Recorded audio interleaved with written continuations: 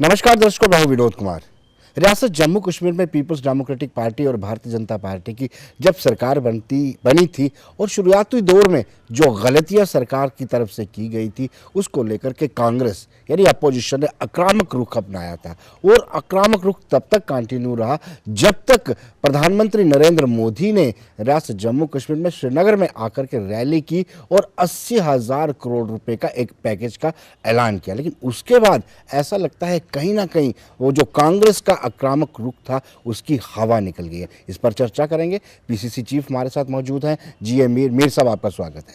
मैंने जो कहा उसमें कितनी सच्चाई है? क्या जो आक्रामक रुख था आपका, वो आक्रामक रुख कहीं अब ढीला पड़ गया है? आपको लगता है कि जो पैकेज है, पैकेज ने कोई प्रभाव डाला है पब्लिक पर? बिल्कुल नहीं, क्योंकि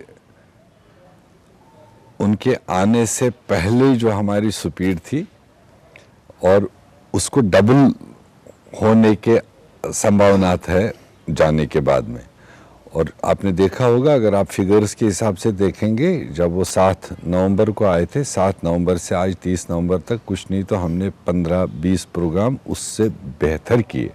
बल्कि पहले वाले में शायद लोगों का रुझान कम था हमारे प्रोग्रामों में। प्रधानमंत्री के आने से के वापस जाने के बाद में लोग भी हमारे प्रोग्राम में जुड़े। उनको लगा कि कांग्रेस जो पहले कह रही थी और वो अब सही साबित हो रहा है जो उनके जाने के बाद में, जिसका आपको सबसे बड़ा मिसाल है 7 तारीख को वो यहाँ से पैकेज अनाउंस जो भी उनको करना था 7 को किया, 9 तारीख को दरबार मुँह था।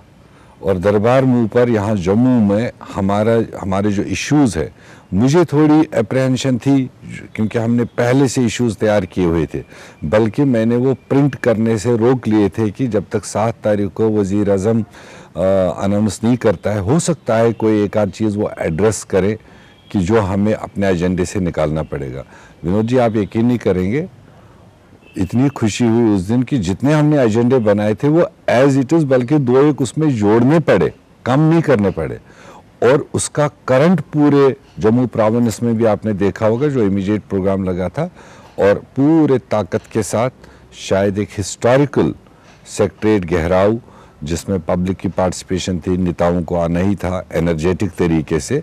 और वो उसकी पहली मिसाल है कि लोगों ने सैंपल पर ही उसको देख लिया कि ये जो कहा जा रहा था 80,000 ज़रूर फिगर इस्तेमाल हुई, जो कोई भी कह सकता है कि शायद आज तक का सबसे बड़ा पैकेज है। मगर जब उसको माइन्यूटली देखा तो वो जम्मू कश्मीर के लोगों के साथ में एक मजाक साबित हुआ। लेकिन मीर साहब, जब आपकी सरकार थी, सेंटर में यूपीए थी, यहाँ पे कोalition गवर्नमेंट थी, तब 24,000 करोड़ रुपए का पैकेज दिया था। और कांग्रेस ने, स्टेट कांग्रेस ने भी और सेंटर में भी उसकी जमकर वाहवाही लूटी। अब 80,000 करोड़ रुपए का पैकेज है, आप इसको किस तरीके से नकार रहे हैं? इसीलिए मैं कह रहा हूँ, वो जो 24,000 करोड़ तब यूपीए की गवर्नमेंट ने हमारी रियासत को दिया, जो क्लोज होते होते जब उसका फाइनल बिलिंग हुई वो 35,000 पर गया जी, कॉस्ट एस्केलेशन के साथ साथ। और वो 24,000 तब के प्योरली स्टेट के फायदे के लिए था। भले उसमें भी हमने सीधे कह दिया कि 18,000 करोड़ वो थे जो पावर प्रोजेक्ट्स के लिए थे, जो सेंटर के पास ही रहना था, सेंटर के जरिए खारिज होना था, बट स्टेट को फायदा था।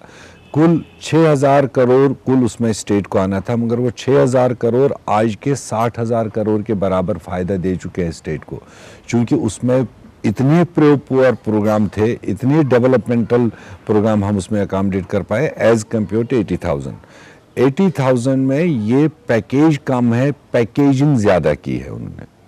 इसमें बहुत सारे वो इंग्रेडिएंट्स है, बहुत सारे वो आइटम्स है जो पिछले यूपीए सरकार के सैंक्शन किए हुए ऑनगोइंग प्रोजेक्ट्स है। तब से लेकर आज से 6 साल 8 साल पहले लेकर किसी प्रोजेक्ट का नाम लगा हुआ है, अगर वो तब 15,000 करोड़ का था, आज 18,000 करोड़ का हुआ, तो आज के उन्होंने बिलिंग में दिखा दिया पैकेज में 18,000 करोड़ रुपए हम इसमें दे रहे हैं, जिसमें करीब 12,000 तो खर्च भी हो चुके। जैसे नेशनल हाईवे आपका लखीमपुर टू बारामूला है, तो उसके डिफरेंट सेगमेंट से वो तो काम कर रहे हैं। एक सेगमेंट उसमें पेंडिंग था, वो भी अप्रूव्ड यूपीए सरकार का था, सिर्फ उसमें टेंडरिंग नहीं हुई थी। टेंडरिंग इनके ज़माने में हुई, जो उधमपुर से रामबन बानहाल तक का सेक्टर। लेकिन मीर साहब ये लोग ये भी कहते हैं कि जो 24,000 करोड़ रुपए का पैकेज था वो भी पैकेजिंग ही थी एक। नहीं नहीं, उसमें कोई भी ऐसा चीज नहीं था जो, फॉर एग्जांपल मैं आपको बता दूं, हेल्थ सेक्टर है हमारे स्टेट में, हेल्थ है, एजुकेशन है, सोशल वेलफेयर है, और इस तरह से फॉरेस्ट है, एग्रीकल्चर है, इसमें तो मैक्सिमम हमारे सेंट्रल स्पॉन्सर्ड फंड्स ही है। मतलब हमारा बहुत नॉमिनल होता है स्टेट का, बाकी ये सेंट्रल स्पॉन्सर्ड फंड्स से हम स्टेट चलाते हैं।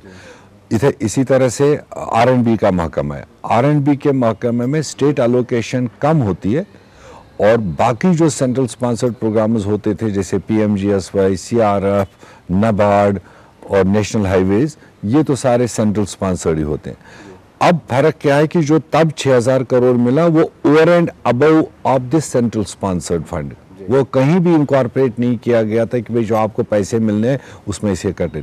आज जो पैसा इन्होंने अनाउंस किया वो सारी, कुछ स्कीम्स का, कुछ पैसे का टारगेट उन्हें अगले 5 साल तक के अंदर मिलेगा।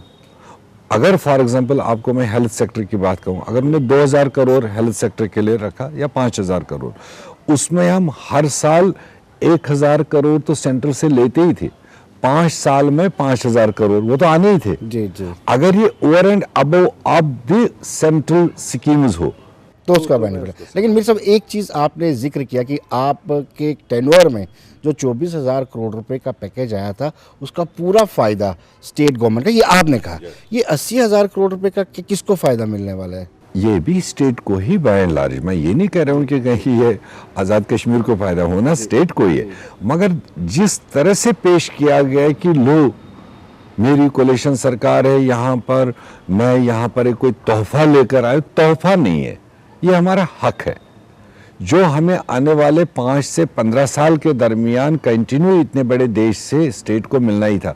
उसको उन्होंने अगले 15 साल तक के मिलने वाले फंड उसको एट ए टाइम गोल करके यहाँ पर पेश किया। जैसे बिहार में 1,65,000 करोड़ में कुल 10,000 करोड़ स्टेट के रिवॉल्विंग के लिए था कि इसमें आप खुद फैसला करो किस सेक्टर में लगाना है। यहाँ के 80,000 करोड़ में तो मुझे नहीं लगता है कोई 5,000 करोड़ भी at the disposal of the state है। ये सारे बाउंड स्कीम्स है। जो उस वक्त वहाँ पे जनसभा थी, जो पब्लिक वहाँ पे मौजूद थी, उनका टीवी में जब उत्साह देखा जा रहा था तो ऐसा लग रहा था कि उनको कुछ ना कुछ जरूर मिला है, क्योंकि वो पॉलिटिकली बड़े अवेयर है। नहीं, शायद हिस्ट्री है कि जब प्रधानमंत्री के लिए दूसरे दरवाजों से लोग जमा किए गए वहाँ पर, all motivated forces, public in general मुश्किल से वहाँ 20 पैसे था जो उनके रूलिंग पार्टीज के वर्कर्स थे, जो उनको करना ही था। बाकी 80% तो उसमें ऑर्गेनाइज्ड फोर्स था और दे वर वेल ट्रेन्ड, और उन्होंने खाली एक ही आवाज़ दी, एक ही जगह, जो उन्होंने देश भर में सुना था मोदी मोदी, वो भी ज़्यादातर बिहार के लोग थे बेचारे, लेबरर्स जो डिफरेंट लेबर कॉलोनी से उठा के लाए थे, या पैरामिलिट्री फोर्सेस के, या जो आपके SPOs हैं। हमारे घरों से जो अगर कहीं कहीं पर SPO हमारे यहाँ डिप्लॉयड था या हमारे दोस्तों के यहाँ पर गारत पर था, वो तो 3 दिन पहले उठा के लिए गए और कह करके, और फिर हमारे पास रिपोर्ट्स नहीं कितने लोग और किस तरह से वहाँ डाले गए। That way less responsive public function वो थी, और उनको जब लगा कि पब्लिक डिरेल हो गया, वरना अभी मोदी साहब को शायद 10-15 मिनट और बोलना था, और भी मुफ्ती साहब को कुछ सुनाना था उन्होंने, या लोकल लीडरों को, जो वो सुना चुके थे, उसके बाद भी उनके म्यादे में था। मगर जब उन्होंने देखा लोग उठ रहे हैं, और फिर वो उठने के बाद में चलते चलते पीछे से फेंक गया, without any explanation, without any elaboration कि मैं क्यों ये 80,000 दे रहा हूँ, क्या स्टेट की रिक्वायरमेंट है, उसको डिफाइन किया बगैर सीधे फिर ऐलान किया गया जम्मू कश्मीर के लोगों के लिए मैं 80,000 करोड़ दे रहा हूँ। तो 80 सुनकर के कुदरती बात है, जो मॉब था वहाँ पर जो उसके लिए तैयार लाया था, उन्होंने थोड़ी देर तालियां बजाई, बट जब ज़मीन पर उसको देखा, जब दूसरे दिन तक उसका ब्रेकअप आया और हफ्ते भर के बाद ब्रेकअप आया, कोई भी दानिशमंद, ये नहीं कि हम अपोजिशन में हैं तो हमने ये कहना ही है, जो उनके अपने लोग हैं, PDP और BJP के अंदर के लोग, इलेक्टेड, इवन मिनिस्टर्स, इवन उनके बड़े बड़े मेंबर पार्लियामेंट्स, उन्होंने भी जब उसको देखा तो और यहाँ तक कि जहाँ मैं समझता हूँ कि शायद रियासत का चीफ मिनिस्टर भी सेटिस्फाई नहीं है जब उन्होंने उसका ब्रेकअप देखा, कि उसने कहा कि ये तो क्या मजाक हुआ है। 42,000 करोड़ उन्होंने दिया है नेशनल हाईवेज एंड प्रोजेक्ट्स के लिए, तो जो चल ही रहा है, जो आने थे प्रोजेक्ट्स हमारे टाइम के सबमिटेड है, आज नहीं आते, 1 साल बाद आते, 2 साल बाद आते। उसके बाद अलग अलग सेक्टर्स को जो 2,000 रुपये 2,000 करोड़ दिए। मेन चीज़ उसका देखा गया, जैसे फ्लड विक्टिम्स का सबसे ज़्यादा प्रायोरिटी थी, जो डिवास्टेटिंग फ्लड आया था पूरे रियासत में। हो सकता है कश्मीर खित्ते में डिवास्टेशन ज़्यादा थी मगर नुकसानात यहाँ भी थे। उसके डायरेक्शन में अगर हमने 30,000 करोड़ रुपए मांगा था सिर्फ रिहैबिलिटेशन और रिलीफ के लिए, उसमें दिया उनने 2,000 करोड़, तो अपने आप लोगों ने पैरामीटर तय किया। इसी तरह से यहाँ पर रिफ्यूजीज का मामला था। वही चीज़ मैं पूछना चाहूँगा आपसे कि आप कई दशकों तक सत्ता में रहे, सेंटर में भी आपकी हुकूमत रही, लेकिन पीओ के रेफ्यूजियों को आप न्याय नहीं दिलवा पाए। इस पैकेज में कम से कम उनको तो थोड़ा बहुत जस्टिस मिला है। ऐसा नहीं किया उन्हें। कोई भी सरकार कंटिन्यूएशन होती है, सेंटर की हो या स्टेट की हो। आज भी अगर मुफ्ती साहब कहीं उद्घाटन करने जा रहे हैं तो वो कौन सा उनका जुमा 8 दिन में कोई प्रोजेक्ट तैयार हुआ, वो तो पिछली सरकारों के पहल है। आज वो फोटो खिंचवा रहा है या उनके बीजेपी के मंत्री लोग यहाँ पर। ये जो कोई प्रोजेक्ट बनाएंगे वो हो सकता है आने वाले 8 साल 6 साल बाद तैयार हो पाए, तब गुलाम अहमद मीर जैसा उसको फोटो खिंचवाने जाएगा। कंटिन्यूएशन। उसी तरह से रिफ्यूजीज का जब से मामला उठा, हकीकत है कि उसमें कुछ सेंसेशन लोग महसूस करते थे। यहाँ के रीजनल पार्टीज़, नेशनल पार्टी का एक अलग व्यू हमेशा रहता था और रीजनल पार्टीज़ का अपना दूसरा व्यू रहता था। मगर तब भी हम ये फ़ख्र के साथ कह सकते हैं कि पिछले 10-12 साल के कांग्रेस रूल टाइम में स्टेट यूनिट ने, खासकर सैफुद्दीन सोज साहब ने, along with the team of Jammu leaders, multiple visits Delhi किए, कांग्रेस प्रेसिडेंट से मिले और प्राइम मिनिस्टर से मिले, होम मिनिस्टर से मिले, जिससे वक्तन फवक्तन डायरेक्शंस आए। और अल्टीमेटली पिछले हमारी सरकार क्लोज होने से 2 साल पहले से ये सिलसिला चल रहा था कि कैसे करें, क्या करें। उनके साथ, रिफ्यूजीज के साथ भी इसमें बात चल रही थी, कमेटी बनी थी। फाइनली हमारी कैबिनेट ने ही उनके लिए फाइनेंशियल पैकेज सेंट्रल गवर्नमेंट को भेजा। लोग बड़े अवेयर हैं, लोग नहीं भूले हैं कि उस वक्त इलेक्शन बिल्कुल सर पर थी और एंटी इनकम्पेंसी वेव इस तरीके से चल रही थी, आपको नुकसान होने का डर था और आपने आनन फानन में ये पैकेज बनाया। और दूसरा एक और आप पे इल्ज़ाम लगता है, क्या वेस्ट पाकिस्तानी रिफ्यूजी डिजर्व नहीं करते हैं वो इस रियासत का बाशिंदा बन सके, कि उनको इनकॉर्पोरेट क्यों नहीं किया गया? देखिए, ये तो जो सारे समाज के लोग हैं, सियासी लोग हैं, 2-3 किस्म के उसमें रिफ्यूजीज हैं जिनको लेकर के कहीं ना कहीं कोई सेंसेशन स्टेट में डिफरेंस ऑफ ओपिनियन है। उस पार्ट को छोड़ के जिसके लिए कॉन्सेंसस था सारे लोगों का कि यहाँ पर कोई प्रॉब्लम नहीं है, इनको पहले भी गवर्नमेंट ऑफ इंडिया ने छोटे मोटे मदद दी है और स्टेट ने भी वक्तन फवक्तन मदद किया, बट अब उनकी सेटलमेंट की बात है। फिलहाल जो लेस सेंसिटिव था उस पार्ट को उठा के कंपोज करके और दिया गया। और ये भी नहीं कि कोई 11th आवर पर दिया और एंटी इनकम्बेंसी का कोई कहता है। सरकार तो आखिरी दिन तक भी चलती है, धीरे धीरे वो पैकेज आए तो नाराजगी है। जिस तरीके से आपने आक्रामक रुख अपनाया था और बड़ा एक्टिवली हर जगह, जम्मू कश्मीर, लद्दाख में कांग्रेस पूरी तरह से एक्टिव हो गई, खासतौर पर जब से आप पीसीसी चीफ बने। लेकिन क्या वजूहत है कि लद्दाख में हम हार गए अभी जो हिल काउंसिल के इलेक्शन? दिखने को ज़रूर ये हकीकत है कि हम वहाँ वो रिज़ल्ट नहीं दिखा पाए जो हमें तवक्का था और हमसे उम्मीद भी थी। और उसका वजह है, कांग्रेस पार्टी ने कभी भी अपने वोट गेन करने के लिए स्टेट के पॉलिसीज़ के साथ समझौता नहीं किया जो और पार्टियां करती हैं। मतलब आप ये कहने का, आपका ये कहने का मतलब है कि बीजेपी ने मैं वो कह रहा हूँ वही कि हमने 10 साल वहाँ काउंसिल चलाई। आज भी हमारे 3 MLAs है, मेंबर पार्लियामेंट हमारा नहीं बना, मगर इस सारी चीज़ के बाद खाली वोट लेने की खातिर हम कोई ऐसी बात वहाँ पर एश्योर करें जो हम कल कर ना पाए, नेशनल इंटरेस्ट या स्टेट इंटरेस्ट में, उसके लिए हारना पसंद करेंगे मगर गलत बात नहीं कहेंगे। जो बीजेपी ने वहाँ कहा, बीजेपी ने डट के कहा कि मेंबर पार्लियामेंट हमारा है, हम स्टेट में हुकूमत में, हम सेंटर में इस वक्त मोदी जी की हुकूमत में, जो आपकी लॉन्ग पेंडिंग एस्पिरेशन है यूटी स्टेटस का, we will ensure you union status subject you give us council. तो हमें खुशी हुई। अगर इस एक कंडीशन को लेकर 29 से कम वोटों से हमारे 10 से ज्यादा हार गए, 10 से ज्यादा काउंसलर 29 और 30 वोटों से कम हारे, दैट मीन्स नॉमिनल फर्क रहा उस इतने बड़े मिशन के बावजूद। हम बिल्कुल comfortably being a national party हम वाच करेंगे। काउंसिल आता भी है, जाता भी है, जहां एक तरफ हमारे एमएलएज है वहां पर, वहां उनका मेंबर पार्लियामेंट था, वहां पर लोगों का अलग अलग वक्त पर अलग अलग मूड है। और ये चीज उनने प्योरली बीजेपी के दिए हुए यूटी स्टेटस को लेकर लोगों ने उसको मतलब ऑनर किया। मीर साहब, अब आपने भी कई बार किया है। अब जब वेस्ट पाकिस्तानी रिफ्यूजी लोकसभा की इलेक्शन होती थी तो वेस्ट पाकिस्तानी रिफ्यूजियों को आप मतलब आपके एजेंडे में होता था, आपके मैनिफेस्टो में होता था कि वेस्ट पाकिस्तानी जो चीज हमने कभी भी मैनिफेस्टो में रखा, हमने उससे कभी मुंह नहीं मोड़ा, कभी नहीं। पहले ही सोच समझ के उसमें रखते हैं।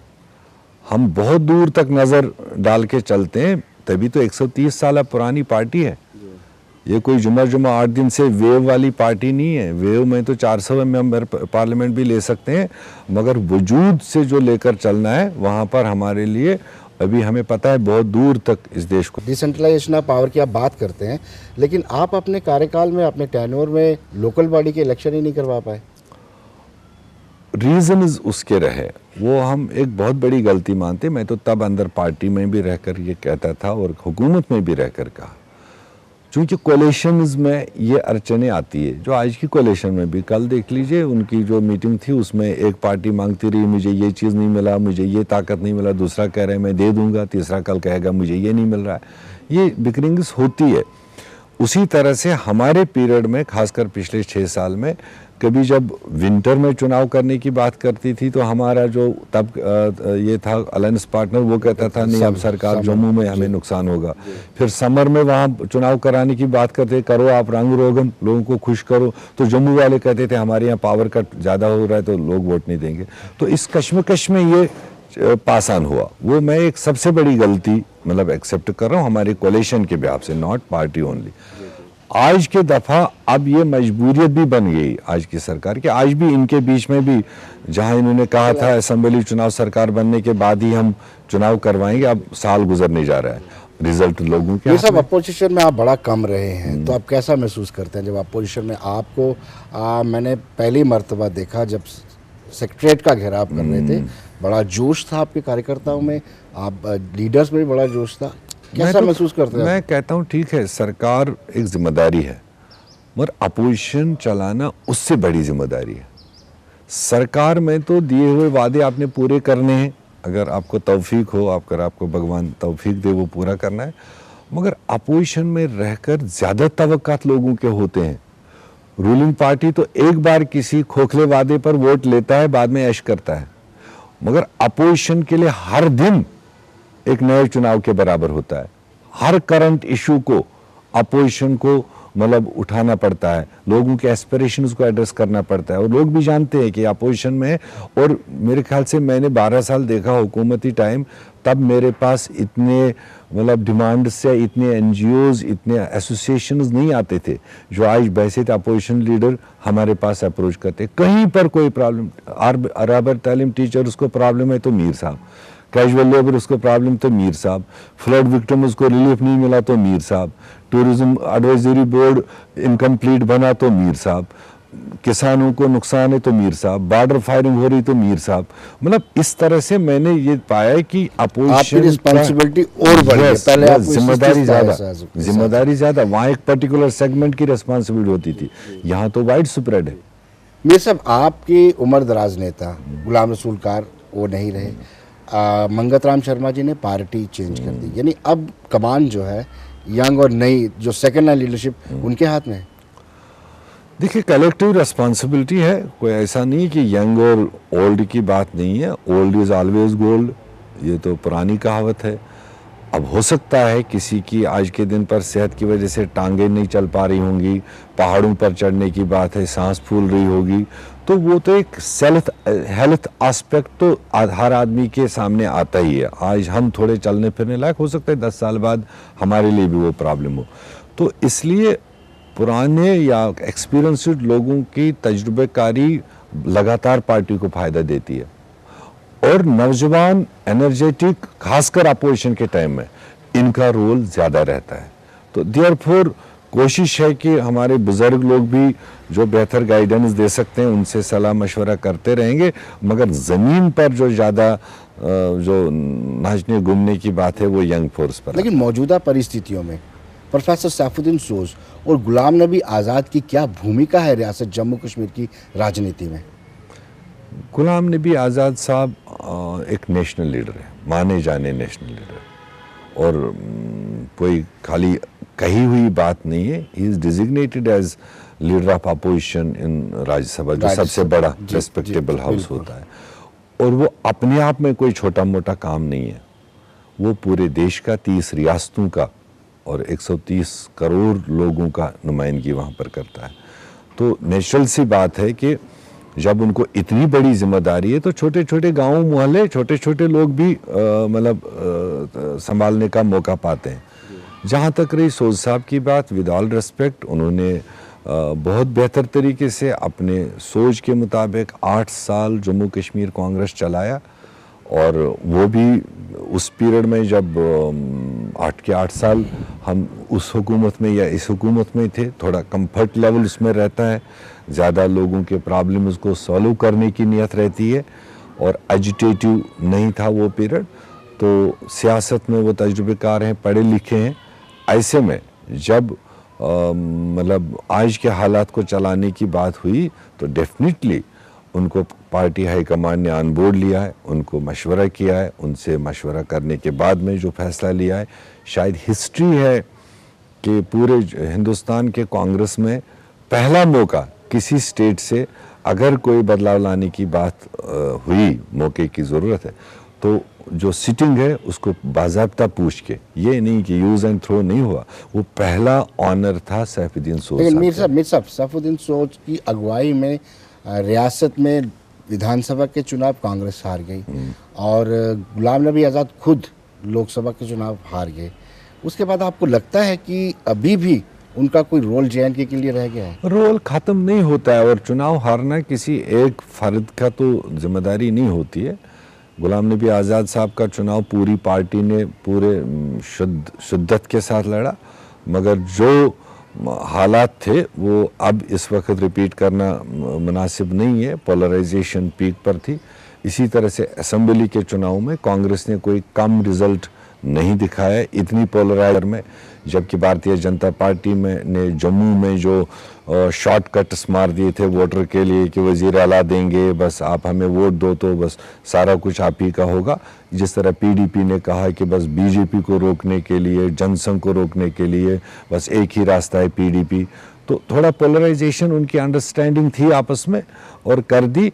उसका रिजल्ट ये हुआ कि हम 17 से 12 पर आ गए और 3 सीटें 100 से कम वोटों से हारे, और मेरे ख्याल से 15 स्कोर बराबर होता था, और पोलराइजेशन ने और 1 दर्जन लोगों को अपने लपेट में लिया है जो आज लोग महसूस कर रहे हैं। मीर साहब, आपका विरोध गुलचैन सिंह चाड़क और अब्दुल गनी वकील ने किया, पार्टी ने उनको निकाल दिया। हालांकि ये दोनों के दोनों गुलाम नबी आज़ाद के बड़े करीबी माने जाते थे। आप किस तरीके से इसको लेते हैं? मैं नहीं देखता हूं कि उन्होंने मेरा विरोध किया। उन्होंने अपनी लेवल की अपनी नाराज़गी हाईकमांड से जाहिर की। मेरा उनका ज़ाती तौर पर कोई ऐसा है नहीं, और वो मेरे ख्याल से बेहतर दिमाग से समझते हैं कि मैं एक ज़मीनी कार्यकर्ता रहा हूँ, एक साधारण से घर से हूँ। पिछले 34 साल से शायद वाहिद जम्मू कश्मीर का एक अकेला शख्स होगा जो 25 साल बाद अपनी फैमिली में वापस पहुँचा। पूरे देश और पूरे देश के कोने कोने में कांग्रेस के खातिर जब जो ड्यूटी दी गई वो मैंने परफॉर्म की, और फिर यहाँ पर आने पर एक चुनाव मैंने हारा 96 में, I was new for the area. 2002 में मैंने थम्पिंग मेजॉरिटी के साथ जीता, मिनिस्ट्री का भी मौका मिला, सुख दुख भी मिला, और 2008 में भी थम्पिंग मेजॉरिटी के साथ जीता, और मेरे ख्याल से इन मेरे दोनों बुजुर्गों ने 7-7 बार मैंडेट लिया है, 7-7 बार, तो एक बार भी पब्लिक का कॉन्फिडेंस हासिल नहीं कर पाए, इसलिए मेरे से क्या नाराजगी है।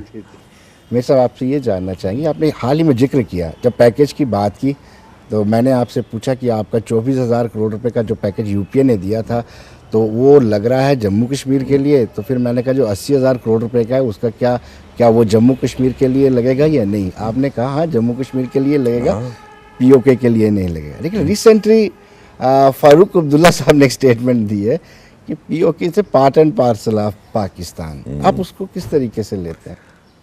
देखिए, वो बहुत सीनियर पॉलिटिशियन है और उनकी एक अपनी लीगेसी है बात रखने का, और वो एक फरीक भी है। जब भी हम कांग्रेस पार्टी ये मानती है कि कोई भी मामला अगर है ये हिंदुस्तान और पाकिस्तान के दो मुल्कों के बीच में है, और चूँकि हम मान के ये चलते हैं और हम दिल से मानते हैं कि we are part of India, और जब पार्ट ऑफ इंडिया और मामला जम्मू कश्मीर का ही हो तो कोई भी हिंदुस्तान की शख्सियत आगे बात करने से पहले ज़रूर जम्मू कश्मीर के सारे फरीकों से बात करके ही उनका सलाह मशवरा लेकर ही चलेगी।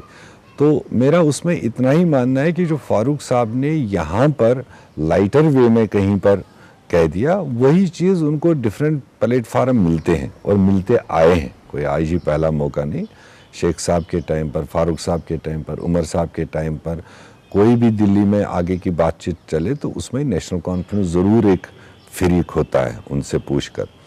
ये बात वहाँ पर उनको कहनी चाहिए जहाँ ये कहना चाहिए था। ऐसे थोड़ा सा सर्कल से बाहर जाकर कहना, वो थोड़ा सा लेवल थोड़ी उसकी नीचे जाती है। ठीक है, जब हम कहते हैं आपकी जाती राय क्या है? मैं वही कह रहा हूँ, जाती राय भी मेरी यही है कि जो जब मेरे को पूछा जाएगा एप्रोप्रिएट फोरम पर, कहीं जहाँ पर मेरी रिक्वायरमेंट है वहाँ पर मैं अपनी राय दूँ, विनोद जी अपनी राय दें, फारूक साहब अपनी राय दें, और कादिर साहब कोई हो अपनी राय दे, तो वहीं दो जहाँ इसको रिकॉर्डिंग हो, जहाँ इसका मतलब सोचा समझा जाए, मगर वहाँ ऐसी जगह मत दो जहाँ एम्ब्रेसमेंट हो नेशन के लिए, क्योंकि we belong to some nation. मेरे सब देश भर में ये मसला चल रहा है टॉलरेंस और इंटॉलरेंस को लेकर के, आपकी अपनी जाती राय क्या है कि रियासत में क्या असुरक्षा की भावनाएं हैं इस वक्त? पैदा करने की कोशिश की गई, जिसको हम अदर वे भी कह रहे, जो मैंने पहले भी 2 बार कोट किया, पोलराइजेशन। वोट गेन करने के लिए अलग अलग राजनीतिक पार्टियों ने अपने आप को मतलब पावर में आने के लिए आम लोगों का इस्तेमाल करते हैं, सेंटिमेंट्स का इस्तेमाल करते हैं, जिसका आप अंग्रेज़ी में आप इंटॉलरेंस कहिए या और कहिए, मगर करते हैं लोग। नहीं करना चाहिए, चाहे मेरी पार्टी हो चाहे किसी की भी पार्टी हो, वोट हासिल करने के लिए और अच्छे आप मानते हैं कि इस वक्त देश में इंटॉलरेंस का वो चल रहा है? नहीं, अब देखिए ना, अगर आप एक पर्टिकुलर सेक्शन की ओर लेंगे तो गलत बात है। इंटॉलरेंस इसी एक चीज़ को लेकर नहीं हो सकती है, बल्कि इंटॉलरेंस तो कहीं पर नाइंसाफ़ी को भी कहते हैं कि जहाँ बिजली होनी चाहिए थे वहाँ बिजली नहीं है, जहाँ पानी होना चाहिए वहाँ पानी नहीं है, जहाँ पावर होना चाहिए वहाँ पावर नहीं है, तो वो भी एक अंडरग्राउंड बनता है एक मामला। तो दूसरी बात ये कि मैं उस पर न जाने के बजाय ये कहूँगा कि जब से भारतीय जनता पार्टी की सरकार बनी, पहले सरकार बनने से पहले तो चलो अपोजिशन में तो लेस इम्पॉर्टेंट मानता था, सरकार बनने के बाद में जिस जिम्मेदारी के साथ उस पार्टी या उसके अलाइड ग्रुप्स को जो जिम्मेदाराना तरीके से बातें करनी चाहिए थी देश की एकता के लिए, उसमें कहीं ना कहीं वो मतलब लूजनेस करते हैं। मेरे साहब, आप हमारे कार्यक्रम में आए, आपका बहुत बहुत शुक्रिया। Thank you. तो दोस्तों, आपने देखा पीसीसी चीफ गुलाम अहमद मीर का कहना है कि रियासत में कांग्रेस पार्टी एक नई ताकत बनके नए सिरे से आ रही है। उनका कहना है कि रियासत जम्मू कश्मीर में पीपल्स डेमोक्रेटिक पार्टी और भारतीय जनता पार्टी ने जो जनता के साथ वादे करके सत्ता हासिल किया है, अब जनता को एहसास होगा कि वो ठगा हुआ महसूस कर रहे हैं। पैकेज को लेकर के उन्होंने कहा है कि पैकेज में पैकेजिंग की गई है, इसमें नया कुछ नहीं है, सिर्फ फिगर्स का हेर फेर है और मिसलीड करने की कोशिश सेंटर और स्टेट गवर्नमेंट द्वारा की गई है। तो दर्शकों, हमारे इस कार्यक्रम में बस इतना ही। मुझे और मेरी पूरी टीम को दीजिए इजाज़त। नमस्कार।